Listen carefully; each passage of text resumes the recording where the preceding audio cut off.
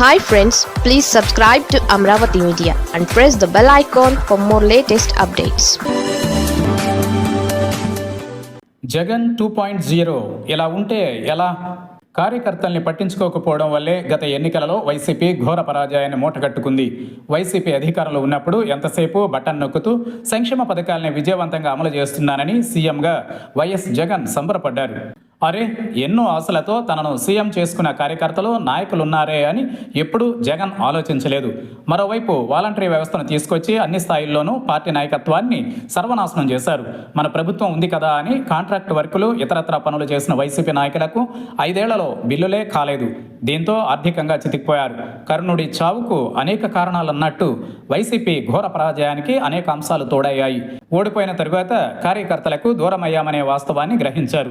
దీంతో జగన్ 2.0 పాలనలో కార్యకర్తలకే పెద్దపీట అంటూ జగన్ నమ్మించే ప్రయత్నం చేస్తున్నారు. పార్టీ శ్రేణుల్లో నమ్మకం కలిగించడానికి ఏం చేసినా తప్పు కాదు. అయితే ప్రతిపక్షంలో ఉన్నప్పుడు కూడా కార్యకర్తల్ని నాయకుల్ని పట్టించుకుంటే మరింత భరోసా ఇచ్చినట్టు అవుతుంది. ఎందుకనో ఆ పని చేయడం లేదు. ఎంతసేపు జగన్ 2.0లో అది చేస్తాం ఇది చేస్తామని అనడం తప్ప ఇప్పుడు అభిమానంగా పలకరించే పరిస్థితి లేదు. మరోవైపు సీఎం చంద్రబాబు, ఆయన తనయుడు లోకేష్ టీడీపీ నాయకులు కార్యకర్తలతో గడిపే తీరు వైసీపీకి స్ఫూర్తి కావాలి. కాఫీ కబుర్ల పేరుతో ఈ వారంలోనే చంద్రబాబు, లోకేష్ 2 దఫాలు క్లస్టర్ ఇన్ఛార్జీలతో సమావేశమయ్యారు.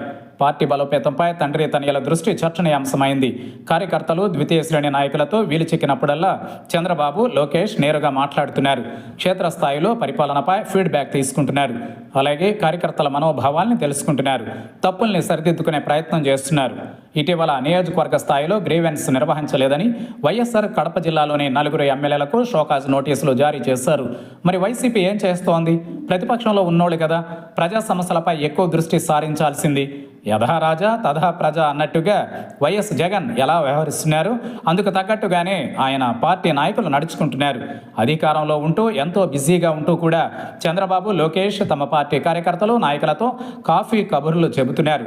ప్రతిపక్ష నాయకుడిగా జగన్కు ఆ రీతిలో తమ పార్టీ ద్వితీయ శ్రేణి నాయకులు అలాగే కార్యకర్తలతో అప్పుడప్పుడు ముచ్చటించే సమయం ఉండదా అనే ప్రశ్న తలెత్తుతోంది. పార్టీ నాయకులు, కార్యకర్తలతో జగన్ అప్పుడప్పుడు మాట్లాడుతూ ఉంటే క్షేత్రస్థాయి సమస్యలు తెలుస్తాయి. ప్రతిపక్ష పార్టీగా ఎలాంటి సమస్యలపై పోరాటాలు చేయాలో తెలుస్తుంది. అలా కాకుండా మీడియా సమావేశాలకే ఎక్కువగా పరిమితమవుతూ కేడర్ను పట్టించుకోకపోతే ఫలితాలు కూడా అట్లే ఉంటాయి. కష్టే ఫలి అని పెద్దలు ఊరికే చెప్పలేదు. వైఎస్ జగన్ తాడేపల్లిలో ఉంటే నాయకుల్ని కలుస్తున్నారని అంటున్నారు. అయితే జగన్ను కలిసే వారిలో వైసీపీకి ఉపయోగపడే వాళ్ళెవరు? తమకు పార్టీని ఉపయోగించుకునే వాళ్ళెవరనేదే ఇప్పుడు ప్రశ్న. ప్రతిపక్ష పార్టీగా చేయాల్సిన పని చాలా ఉంది. అయితే అందుకు కావాల్సిందల్లా నిబద్ధత, పట్టుదల. కొన్ని సమస్యలపై తక్షణం స్పందించాల్సినవి ఉంటాయి. మరికొన్ని కాలానికి వదిలేయాల్సినవి ఉంటాయి. మరి ముఖ్యంగా పోరాటాలలో భాగంగా ఇతరుల్ని కలుపుకొని వెళ్లాల్సి ఉంటుంది. ఎందుకనో ఆ స్పృహ వైసీపీలో చాలా తక్కువ. ఇదే టీడీపీ ప్రతిపక్షంలో ఉన్నప్పుడు ఇతరుల్ని ముందు పెట్టి నడిపించిన సందర్భాలే ఎక్కువ. ఆ లోటు వైసీపీలో చాలా స్పష్టంగా కనిపిస్తూ ఉంటుంది. ఈ నేపథ్యంలో ముందుగా తమ వాళ్ళందరినీ ఏకతాటిపైకి తెచ్చుకోవాల్సిన బాధ్యత, తక్షణ అవసరం వైసీపీపై ఉంది. ఎన్నికలప్పుడు చూద్దాంలే, చేద్దాంలే అనుకుంటే చేయగలిగిందేమీ ఉండదు. ఒక పలకరింపునకు కూడా జగన్ 2.0 వరకు వేచి చూడాలని చెబితే ఇక వారిష్టం. కానీ పార్టీ కార్యకర్తలు, ద్వితీయ శ్రేణి నాయకుల్లోని అసంతృప్తిని ఇప్పటికే జగన్ పోగొట్టుకోలేకున్నారు.